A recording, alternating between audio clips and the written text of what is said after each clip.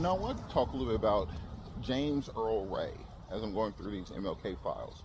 Because James Earl Ray, according to the FBI, the CIA, was a lone wolf who killed Dr. King. But digging deeper, he actually was a career criminal. Enlisted in the Army in 1948. He was actually medically discharged from the Army for being mentally incapable of performing as a soldier after only a couple years. He then became a career petty criminal, committing crimes all across the state of Missouri, which led to him being locked up for 7 years starting in 1960. Now, why only 7 years? Because in 1967, he escaped prison. And then from there, somehow made his way to Chicago, where he lived on the north side, I believe on Sheffield Drive, paying $14 a week in rent. This is important because in some of the other documents it showed that a bus ticket from Chicago to Memphis was about $50. So about a month's worth of rent it costs just to take a bus trip from Chicago to Memphis.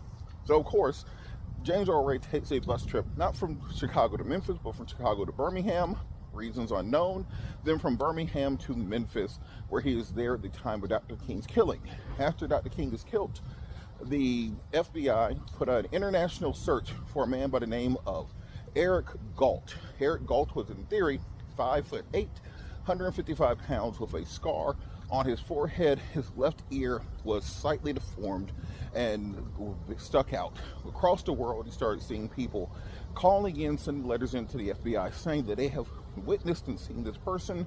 But guess what? A couple weeks later, the FBI changes it and says, oh, it wasn't Eric Galt, it was James Earl Ray. By this point in time, James Earl Ray is in Canada, where he's able to get a Canadian passport and travels from Toronto to Lisbon, Portugal. So now he's in Portugal for about a month, the month of May in 1968, before he then again gets a ticket from Portugal to London. So now he's in London preparing to go to Brussels.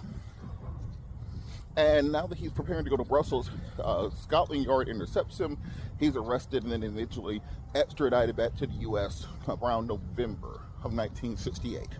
So the question becomes, where did he get all this money from?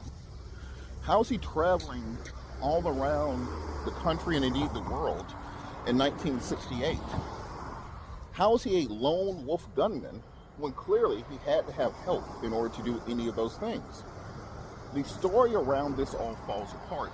And then when you take it a step deeper and you find out that not only did he escape prison before he killed King, in theory, he also tried to escape twice after killing King.